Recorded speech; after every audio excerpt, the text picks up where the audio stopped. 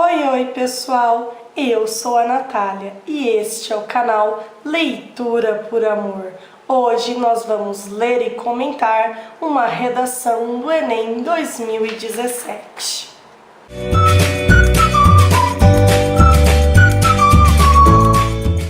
Eu tenho recebido muitas mensagens de pessoas me pedindo mais vídeos sobre redação, que precisam melhorar a nota, que não tem ido bem. Diante disso tudo, eu decidi pedir autorização de alguns alunos para que eu possa ler com vocês as redações deles. São redações reais que foram feitas no próprio Enem. O Enem divulgou há poucos dias o espelho e a nota em cada critério. E nós vamos entender como essa redação foi avaliada, o que ficou bom, o que ficou ruim, o que faltou para uma nota maior. Para um melhor aproveitamento desse vídeo, eu aconselho que, se você não assistiu ainda o meu vídeo sobre como arrasar na redação do Enem, você o faça antes de continuar me seguindo neste. Por quê? Porque naquele outro vídeo eu explico tintim por tintim como funciona cada critério do Enem. Então, se você não ouviu ainda, eu vou deixar o link aqui na descrição. Dê um pause nesse vídeo, assiste aquele primeiro, depois volta nesse, tá bom? Se você acompanhou o Enem 2017, deve ter visto que o tema era Desafio para a Formação Educacional de Surdos no Brasil. Só que, como vocês sabem, o Enem não joga só isso para você e a partir disso você construir sua redação. Não, ele traz uma série de textos para que isso sirva como base para depois você produzir o seu texto. Então, antes de já ir para a redação, eu vou dar uma passeada rapidinha na coletânea para vocês relembrarem o que estava ali, tá bom? Essa foi a folha que o Enem apresentou com a proposta de redação. Primeiro, ele trouxe algumas instruções básicas que ele traz todos os anos e depois a nossa coletânea começa de verdade. Nesse texto 1, o Enem traz 2 artigos que se referem ao direito de educação de qualidade para deficientes. Inclusive, também vai ser falado em um artigo sobre educação bilíngue, ou seja, educação em Libras e português, e não apenas em português, já que a linguagem dos surdos é a língua brasileira de sinais, ou seja, Libras. No texto 2, o Enem traz um gráfico mostrando uma queda nas matrículas de surdos na educação básica e na educação especial. Em seguida, no texto 3, nós temos uma imagem e nela um surdo pós-graduado em marketing pergunta se tem trabalho na empresa para ele. Ou seja, há espaço para quem é deficiente ou há preconceito? E no último texto trazido pela coletânea, nós vamos ver que vai ser falado sobre a primeira escola de educação para surdos, que ela foi criada em 1857, e fala-se também que apenas em 2002, por meio de uma lei, a língua brasileira de sinais, Libras, foi reconhecida como segunda língua oficial do Brasil. Logo em seguida vem a nossa proposta, aquele parágrafo tradicional do Enem, em que ele faz um resuminho de todos os critérios e coloca aqui pra gente o tema sobre o qual o candidato deve escrever a redação. Desafios para a formação educacional de surdos no Brasil.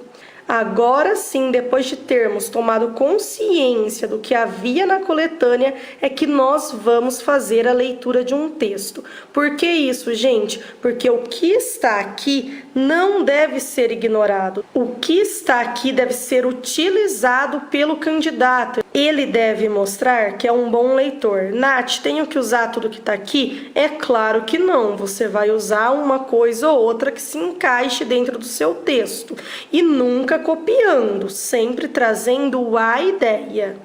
Aqui está então o espelho da redação do Enem, uma redação real, e nós vamos comentá-la. Observem que o candidato não colocou o título, então ele já começou a escrever o texto ali na linha 1. Lembrando que o título é opcional no Enem, então você coloca se você quiser. Caso você tenha uma ideia bacana, você põe, senão você pode optar também por não pôr, e isso não afetará a sua nota. Começando a leitura, então. Não é de hoje que os surdos necessitam de atendimentos especiais na área de educação e trabalho. Observemos, então, que essa já é a tese que o nosso candidato vai defender. Os surdos necessitam de atendimentos especiais, tanto na educação quanto no trabalho. Aqui, provavelmente, a pessoa já colocou pensando naquela imagem que aparecia na coletânea, falando sobre o mercado de trabalho também. Para contextualizar essa tese, o que o candidato faz? Ele usa uma ideia da coletânea. Observem, em 1857, Dom Pedro II criou uma escola especializada em meninos com deficiência auditiva, promovendo um dos primeiros atos de igualdade para com eles, segundo o site www.brasil.gov.br. Observem que o candidato traz uma ideia da coletânea com suas próprias palavras, sem copiar trecho, e se preocupa em trazer a fonte.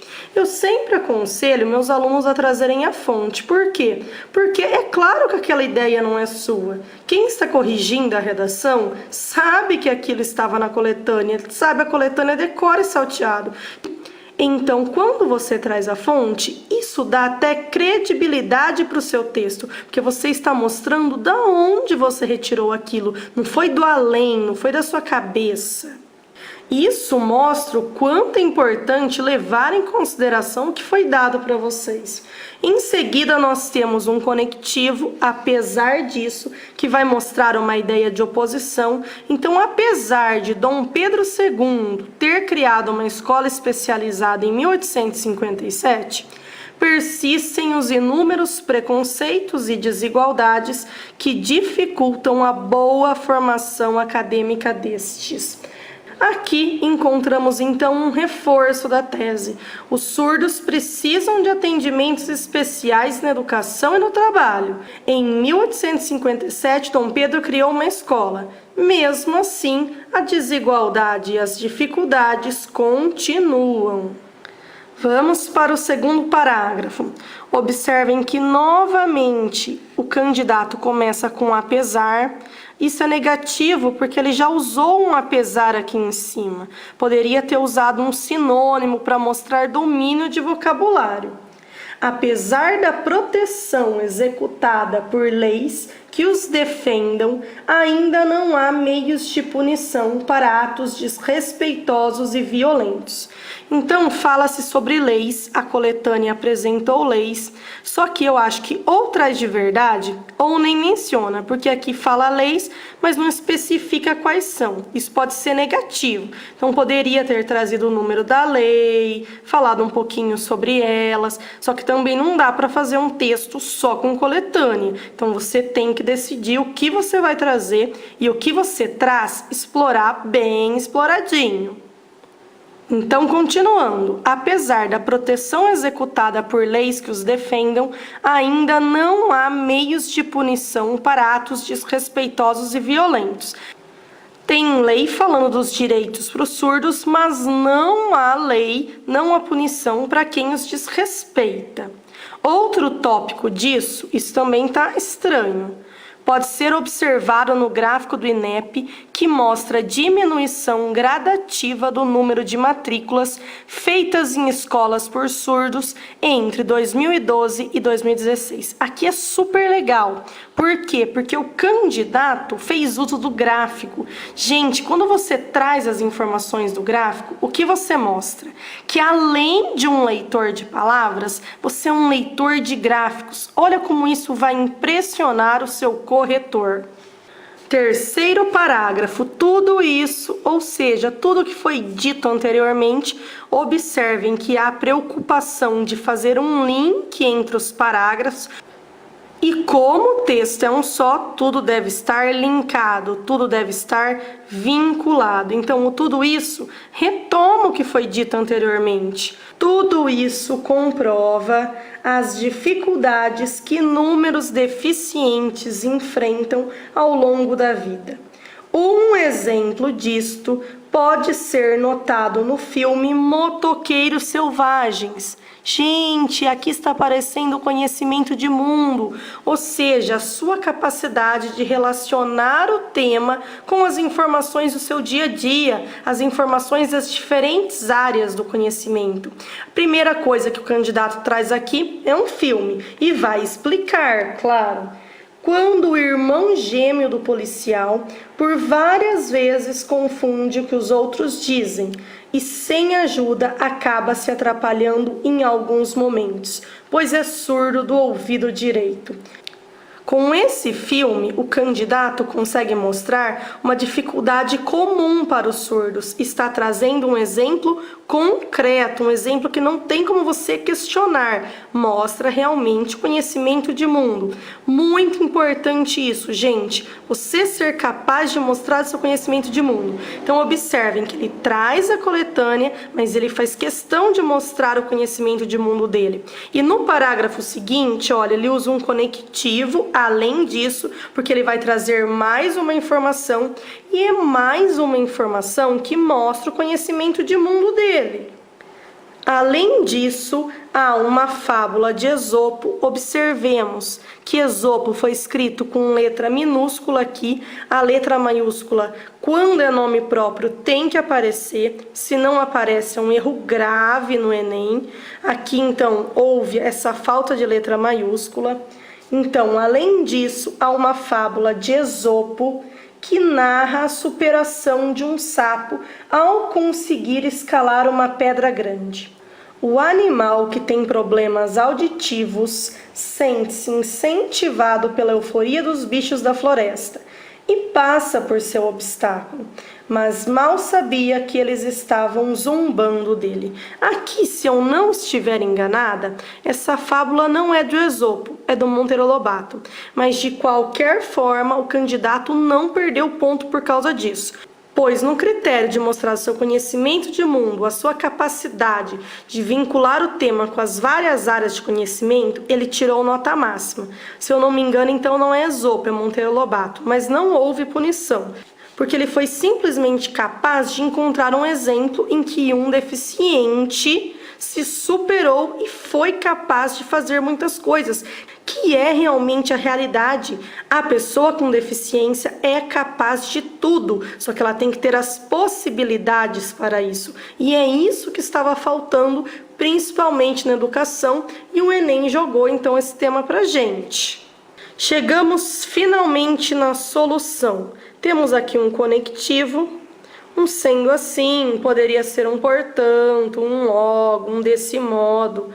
Atitudes devem ser tomadas para uma melhor qualidade educacional do surdo. Um início básico de uma solução. Atitudes devem ser tomadas. Que atitudes são essas? É isso que o candidato vai falar depois. A criação de leis que punam atitudes preconceituosas devem entrar em vigor pelo governo. Observa que é colocado para a gente aqui quem vai realizar a ação, que é o governo. O Enem está pedindo especificamente esse quem vai realizar a ação.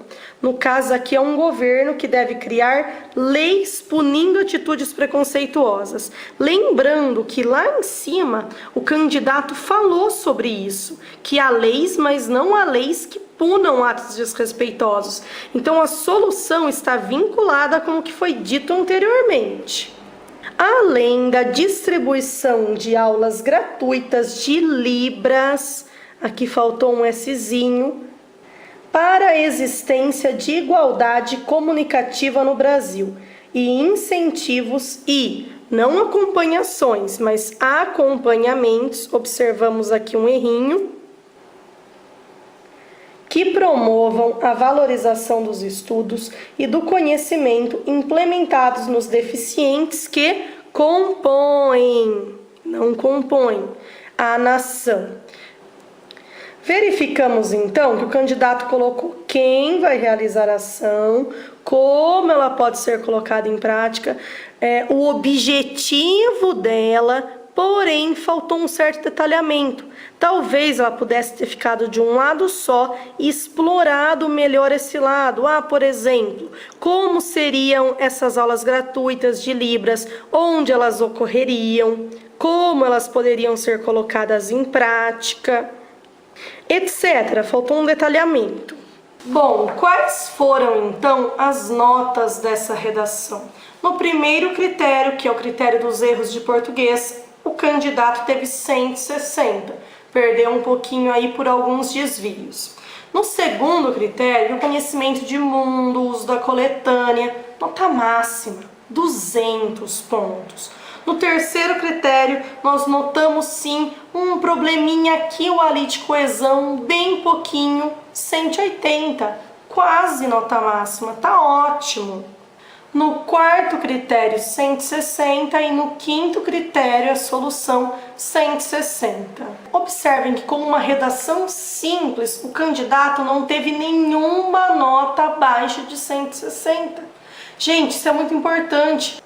Às vezes você está pecando em apenas um critério e tem sua nota lá derrubada. Por isso que é importante ler a redação, entender o que ficou faltando para você melhorar nos pontos chaves. Essa foi a primeira leitura que nós fizemos, faremos outras. A nota desse candidato foi 860, foi a primeira vez desse candidato no Enem, ainda está no início do ensino médio, ou seja, já no início do ensino médio tirou 860. Por quê? Porque procurou entender os critérios, escrever a redação em cima desses critérios. Por isso que é importante conhecer as regras, ver de verdade o que o Enem espera para poder crescer.